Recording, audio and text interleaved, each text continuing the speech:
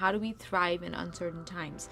So oftentimes when uncertain times start to unfold, there's fear, there's that feeling of uncertainty, anxiety. What are the industries that it's impacting? Is your industry part of that? Everyone, let's take a moment to reflect on what Nikki has shared with us. She highlighted the importance of adapting your marketing strategies in uncertain times, embracing organic PR, and harnessing the power of email marketing. Mainly because the ecosystem that we've created, and especially in marketing, we put a lot of priority on social media. And social media, while great and has its benefits, whereas email, you have a much higher rate of people receiving your message, opening your message, and interacting with it. Oh, AI is transforming marketing landscape. It really is offering businesses new opportunities, as you mentioned, to personalize their messages, to automate their processes, and optimize their campaigns. But Nikki, overall, this has been an incredibly insightful conversation with you.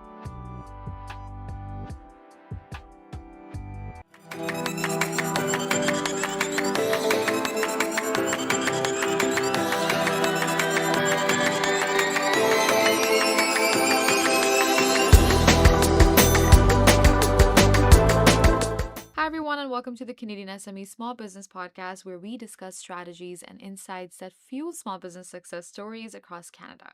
In today's dynamic market, effective marketing is more crucial than ever, and according to a recent study done by the Canadian Marketing Association, 72% of Canadian businesses they plan to increase their marketing budgets in the coming year, highlighting the growing recognition of marketing's importance in driving business growth.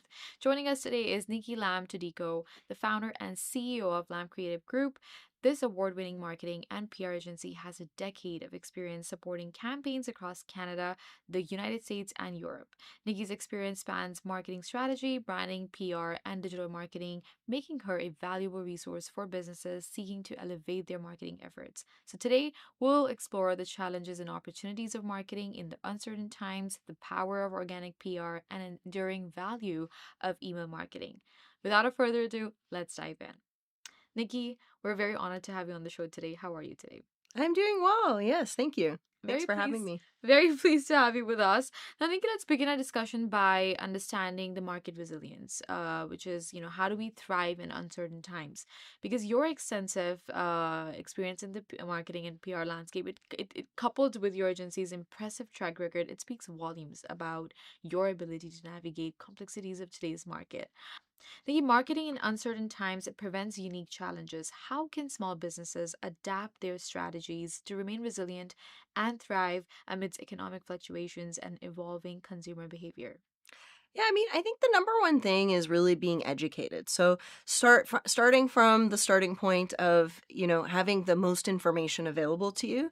So oftentimes when uncertain times start to unfold, there's fear, there's that feeling of uncertainty, anxiety, and sometimes we're using data that might not even be accurate. It's just like a gut feeling we have about, worry, what might happen. So really diving into the research. So understanding, what is really happening.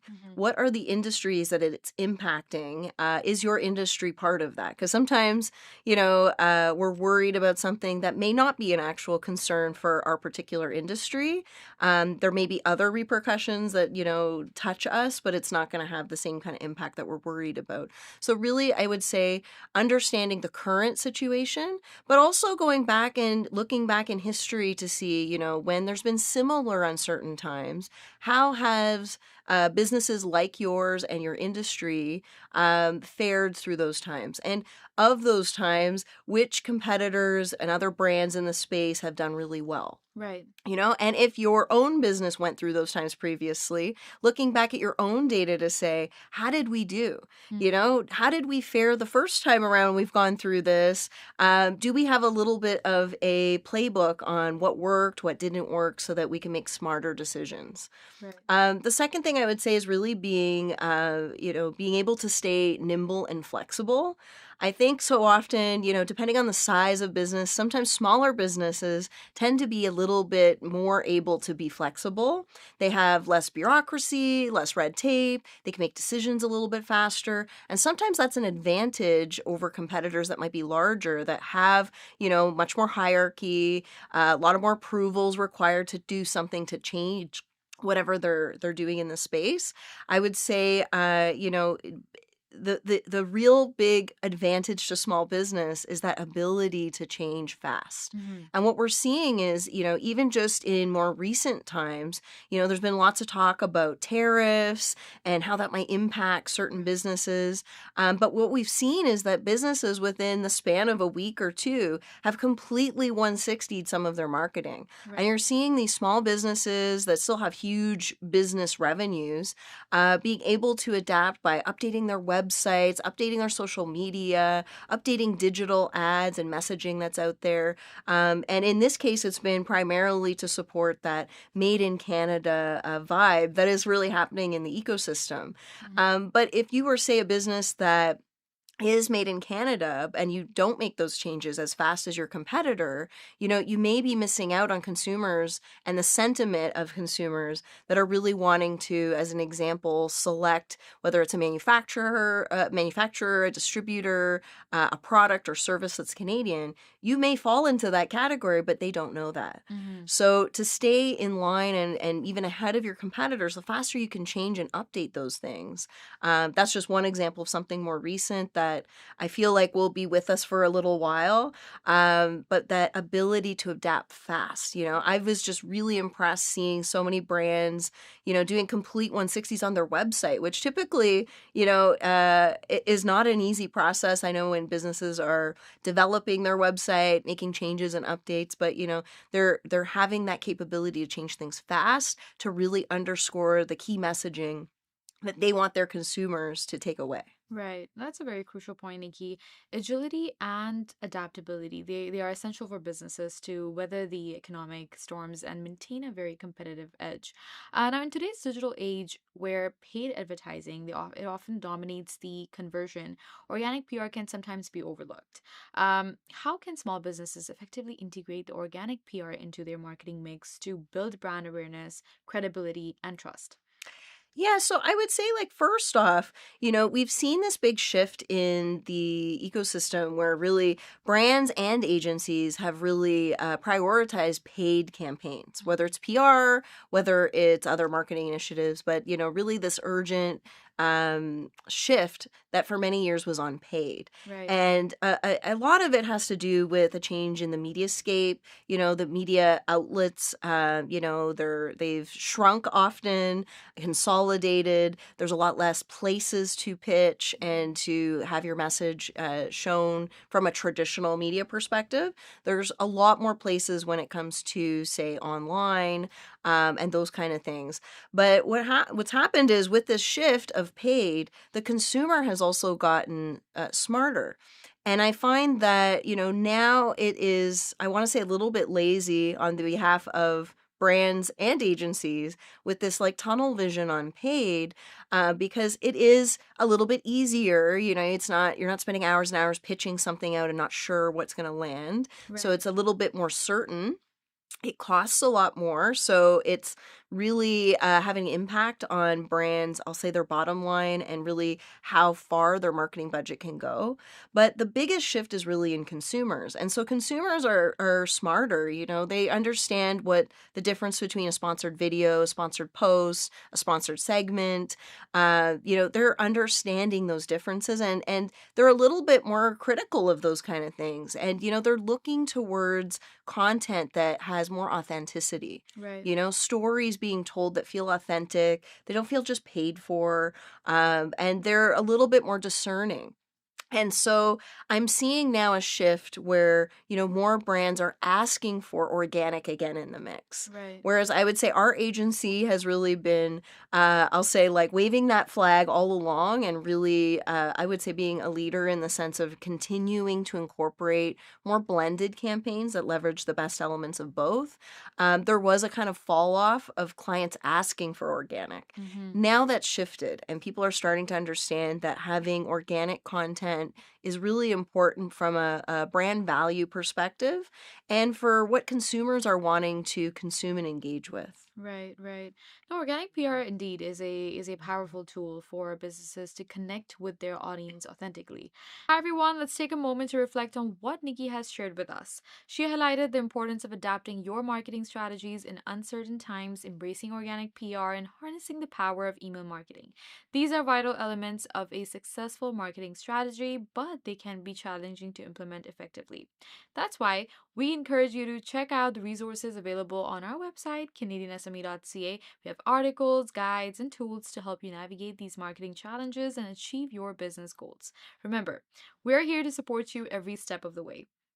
Now let's get back to our conversation with Nikki and learn more about how to elevate your marketing game. Now let's shift our focus to the enduring value of email marketing in today's digital landscape because despite the rise of new marketing channels, email marketing it still remains a powerful tool for businesses to connect with their audience.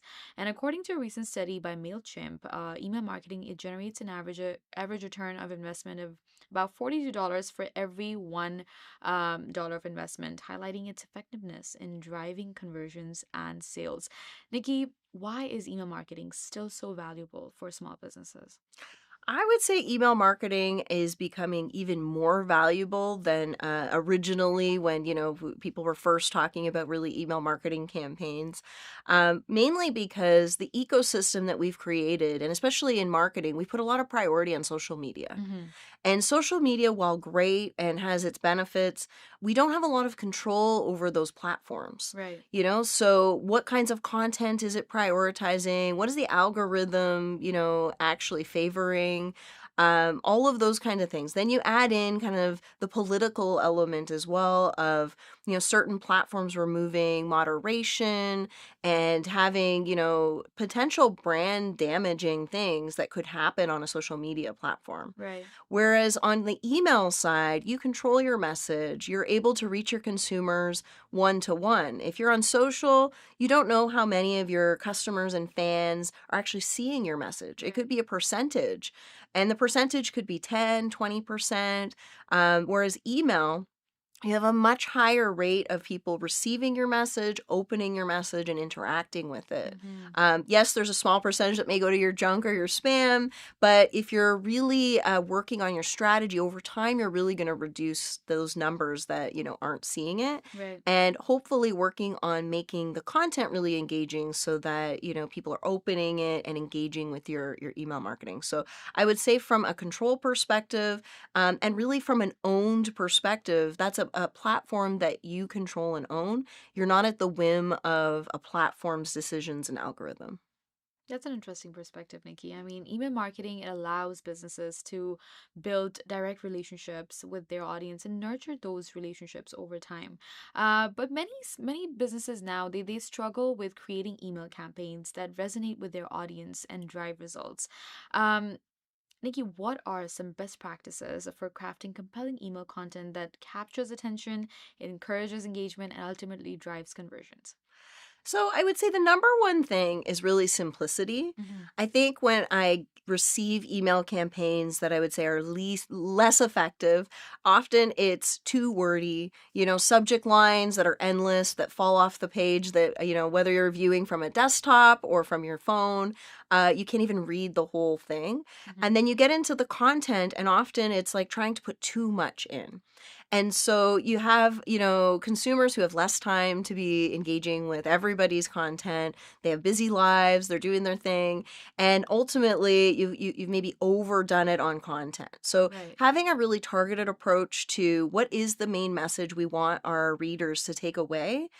Sometimes there's too many messages, so we're trying to do too many things at once, whereas we could do maybe a more targeted approach to having, instead of one big email that goes out this week, we're going to send it out twice. Right. Having more frequent communication so that we can break down the message and have more focus on that message.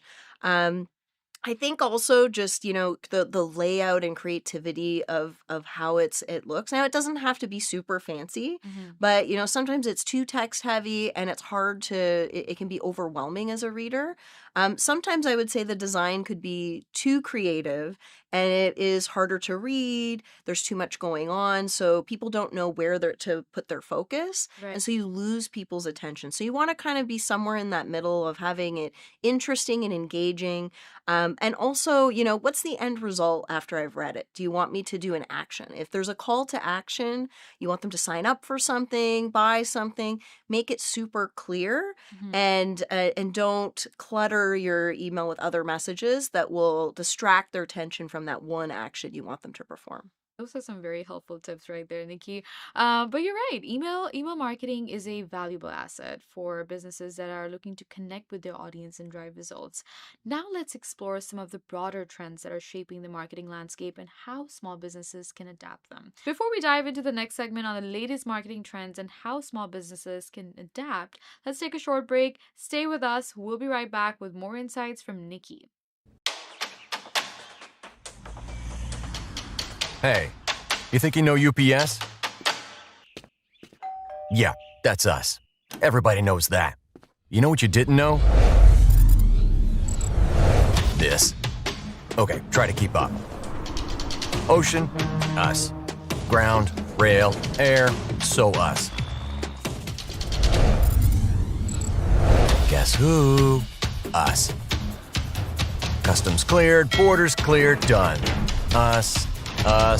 Still with me? Wait for it. Boom. Us. Intelligent, automated, fulfillment. Us. Yep. Healthcare too. Digital your thing? Yeah. Well, book it, ship it, track it. You feeling me yet? Yep. That's all us. That's all UPS. At IHG Hotels and Resorts, we're in the business of you. We're here to help you plug in, Connect and recharge. make an impression, and meet with confidence. With 19 brands built for business, your business gets even more rewarding. With an award-winning loyalty program at 6,000 IHG hotels and resorts worldwide. Welcome back, everyone. We've covered marketing, resilience, and email marketing. Now let's dive into the latest trends shaping the industry. Marketing landscape now, it's constantly evolving with Yes. new trends and technologies. They're always emerging. And recently, according to a survey done by HubSpot, 63% of marketeers, they say that staying up to date with the latest marketing trends is their biggest challenge. So Nikki, tell us, what are some of the most significant marketing trends that you see shaping the industry today, and how can small businesses adapt to these changes to remain competitive? I think the biggest one is, the buzzword of probably the last little while, which is AI. Right. It's impacting and disrupting practically every business and industry. Marketing is no different. And I think, there's a big shift into embracing this, I'll say sometimes feeling foreign technology into a business. There's this real drive to not wanting to be left behind, trying to incorporate AI in our businesses. And I think from a small business perspective, wanting to make sure, I feel like from a small business perspective, a lot of business owners are hesitant to kind of jump in. There's a lack of maybe understanding. So really, there's a gap between understanding the medium and being able to then fully leverage it. Right.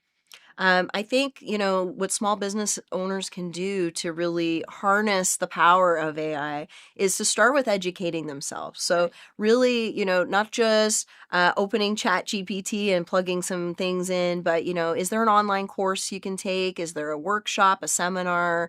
Are there books you can read? Are there online newsletters? Be informed on, not only what the strengths of AI are, but also the pitfalls. Because one concern I have with businesses and brands is the, too eager mentality of trying to adopt AI into their business and not being as cognizant and cautious about the pitfalls of things like data and privacy. Right. So the more you know, the more you can use tools in a way that benefits your business, that doesn't allow sensitive information to be somewhere it shouldn't be. Right. And I would say for small business owners, play around with some of the free tools to really educate yourself. But, look at some of those paid tools in a way that protects your data and privacy.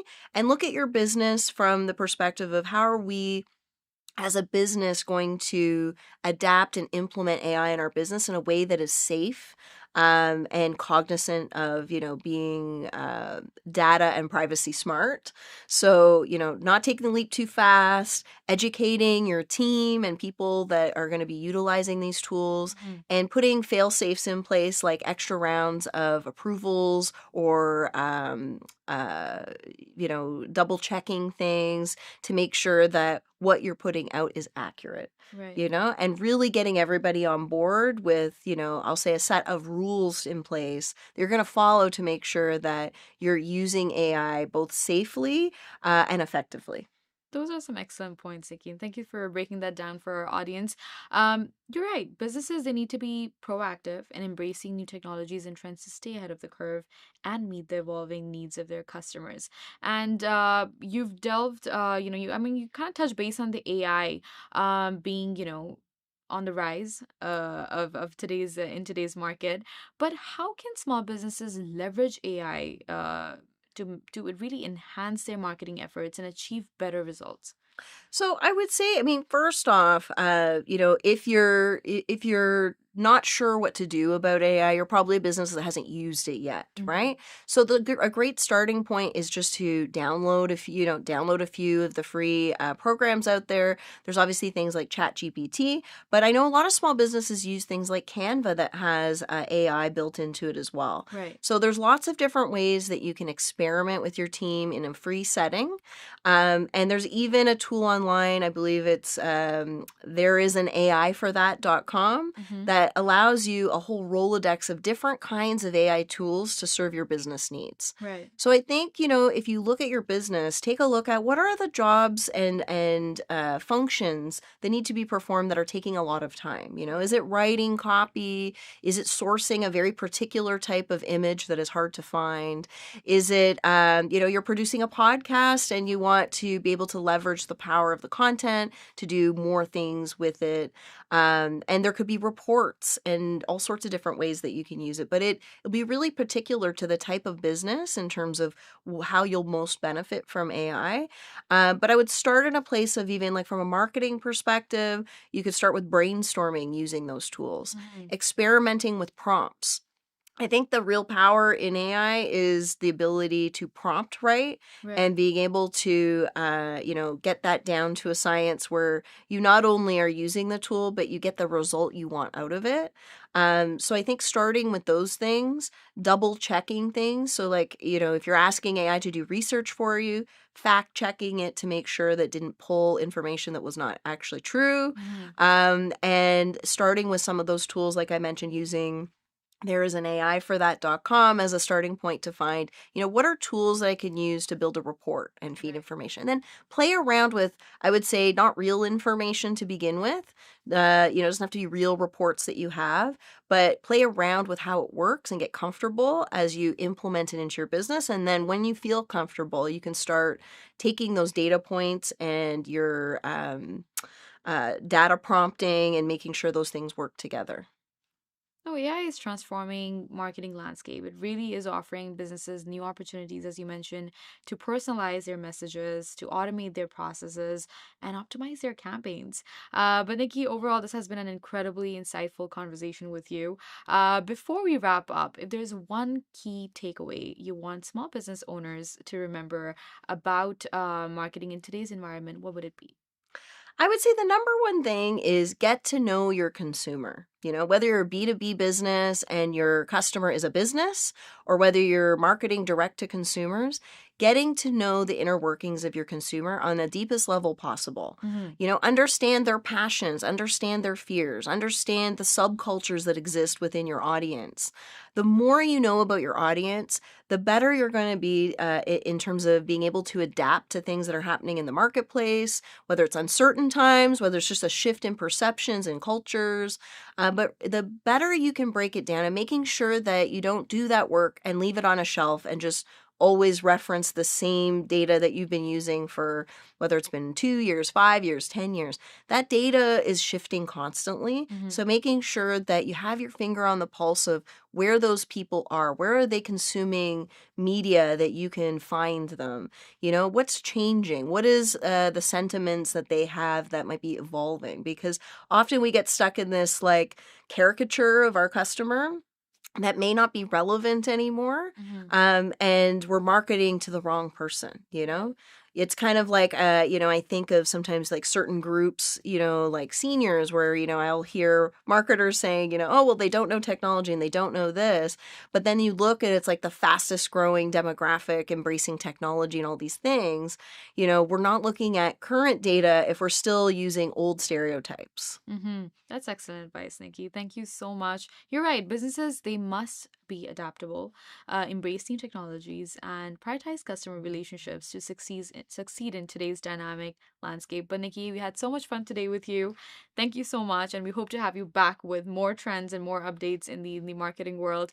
But again, thank you for sharing your expertise today. Thank you so much for having me. It's been great chatting with you. That was an insightful conversation with Nikki Lam Tudiko, founder and CEO of Lam Creative Group, on how small businesses can navigate the challenges and opportunities of marketing in today's environment. Thank you for tuning in to the Canadian SME Small Business Podcast. We appreciate your continued support. Please be sure to subscribe to our podcast for more expert insights and resources that can help your business thrive. You can also visit our website, canadiansme.ca, for valuable information and tools. A special thank you to our guests as well as to our partners, RBC, UPS, IAG, and Google, for their ongoing commitment to empowering small businesses in Canada. Until next time, keep innovating and striving for success. We'll see you in the next episode.